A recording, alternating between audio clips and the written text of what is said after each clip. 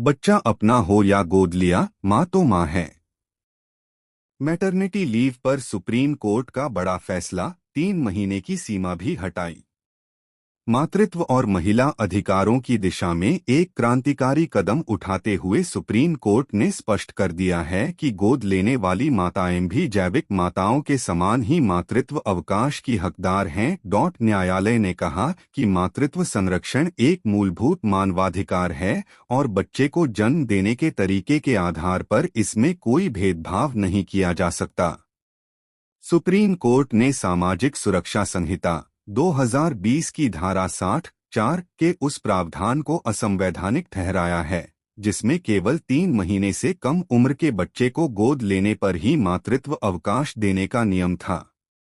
सर्वोच्च न्यायालय ने कहा कि 3 महीने से बड़े बच्चे को गोद लेने वाली महिला को छुट्टी देने से इनकार करना समानता अनुच्छेद 14 और जीवन के अधिकार अनुच्छेद 21 का उल्लंघन है। अदालत की महत्वपूर्ण टिप्पणियां। जस्टिस की पीठ ने फैसला सुनाते हुए परिवार की अवधारणा पर गहरी टिप्पणी की।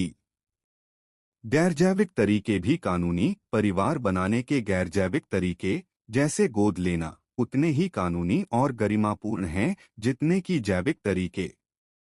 समान अधिकार, गोद लिया हुआ बच्चा और जैविक बच्चा कानून की नज़र में समान हैं। उनके बीच अंतर करना बच्चे और माँ दोनों के अधिकारों का हनन है। रिप्रोडक्टिव ऑटोनॉमी, प्रजनन स्वायत्तता का अधिकार केवल जैविक जन्म तक सीमित नहीं है, इसमें बच्चे को गोद लेकर पालन पोषण करना भी शामिल है। पितृत्व अवकाश पर विचार का आग्रह। सुप्रीम कोर्ट ने केंद्र सरकार से पितृत्व अवकाश नीति लाने पर विचार करने का भी आग्रह किया है।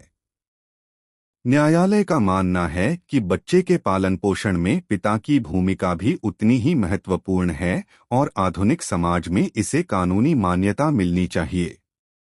इस फैसले के बाद अब दत्तक माताएं बिना किसी आयु सीमा की बाधा के अपने बच्चे के साथ समय बिताने और उसकी देखभाल करने के लिए कानूनी रूप से मातृत्व लाभ प्राप्त कर सकेंगी। विशेषज्ञों का मानना है कि इससे देश में बच्चा गोद लेने की प्रक्रिया को और अधिक प्रोत्साहन मिलेगा।